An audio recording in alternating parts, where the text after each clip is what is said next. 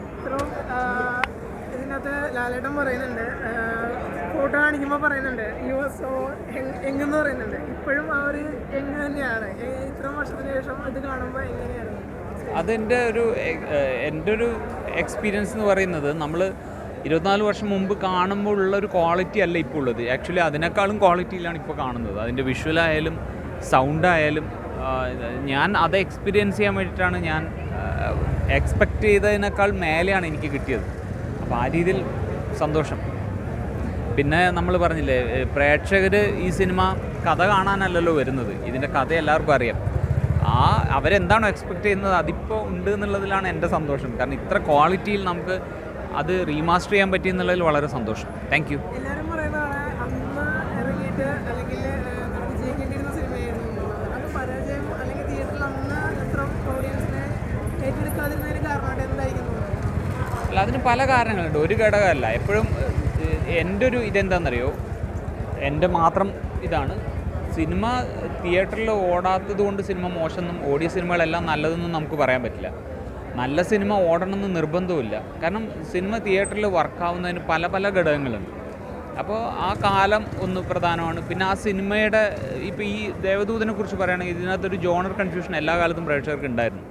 ഇത് ഹൊറർ സിനിമയാണോ? കാരണം ഇതിനകത്തൊരു ഗംഭീരമായിട്ടൊരു എക്സ്പെരിമെൻ്റ് ഉണ്ട്. അത് ഈ പറയുന്ന പോലെ ഒരു ജോണർ മിക്സിങ് എന്ന് പറയുന്നൊരു സാധനമുണ്ട്. അതുപോലെ ഇതിൻ്റെ ട്രീറ്റ്മെൻറ്റ്, ആ ട്രീറ്റ്മെൻറ്റൊക്കെ ഡിഫറെൻ്റ് ആണ്. അതുവരെ നമ്മൾ മലയാളത്തിൽ ശീലിച്ച പോലത്തെ ഒരു ട്രീറ്റ്മെൻറ്റിലല്ല ഈ സിനിമ വർക്കായിട്ടുള്ളത്. അപ്പോൾ അത് പലപ്പോഴും അങ്ങനെ പുതിയ സാധനങ്ങൾ ആ കാലത്ത് നമുക്ക് ഇച്ചിരി വർക്കായി കിട്ടാൻ ബുദ്ധിമുട്ടാണ്. അത് എല്ലാ കാലത്തും പിന്നീടാണ് അതിനെക്കുറിച്ച് സംസാരിക്കുകയും അതിൻ്റെ ഓരോ ആസ്പെക്റ്റിലും അതിന് ആളുകളൊക്കെ റീഡ് ചെയ്യുന്നത്.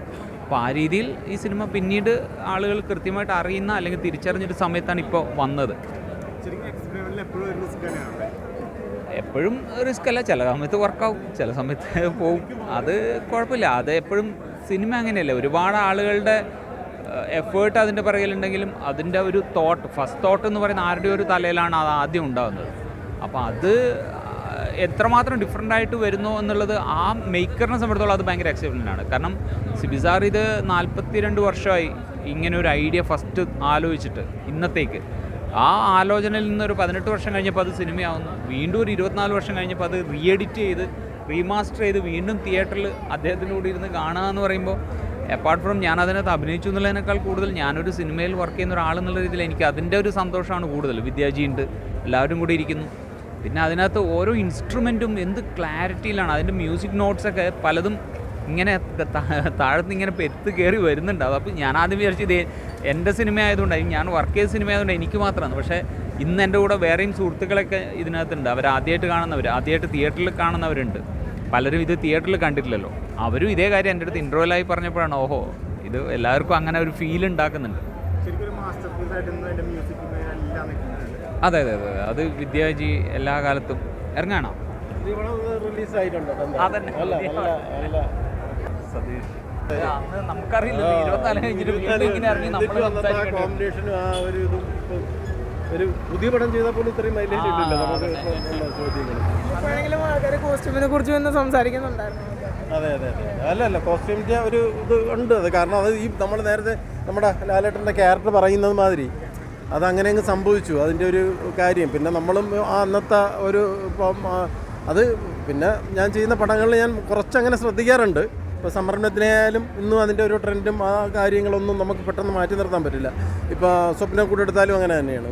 ഫ്രണ്ട്സ് എന്ന് പറയുന്ന സ്ഥിതി ലാൽ ഡയറക്റ്റ് ചെയ്ത്, അപ്പോൾ അത് എപ്പോഴും നമ്മൾ എന്താ പറയുക, ഭയങ്കര അന്നത്തെ ഇതിൽ ബ്രൈറ്റ് നിൽക്കുന്ന ഒരു ഫാഷൻ ഇതായിട്ടുള്ള സാധനങ്ങൾ എടുക്കാതിരുന്ന് കഴിഞ്ഞാൽ തന്നെ കോസ്റ്റ്യൂമിൽ അങ്ങനെ ഒരു കാര്യം ഉണ്ടാവും. പക്ഷേ എന്നാലും ഇതിങ്ങനെ 24 വർഷം കഴിഞ്ഞിട്ട് ഇന്നിപ്പോൾ തിയേറ്ററിൽ കയറി കാണുമ്പം ജയപ്രദ മേഡം ഇന്നിപ്പോൾ ഒരു പടത്തിൽ അഭിനയിക്കാൻ വന്നിട്ട് ഒരു കഥാപാത്രത്തിന് കോസ്റ്റ്യൂം കൊടുക്കണമെങ്കിൽ ഇതിന് മേളിലൊന്നും ചെയ്യാൻ പറ്റില്ല. അതാണ് ഒരു അങ്ങനെ ഇരിക്കുക. ഓക്കെ, എന്നാൽ താങ്ക് യു.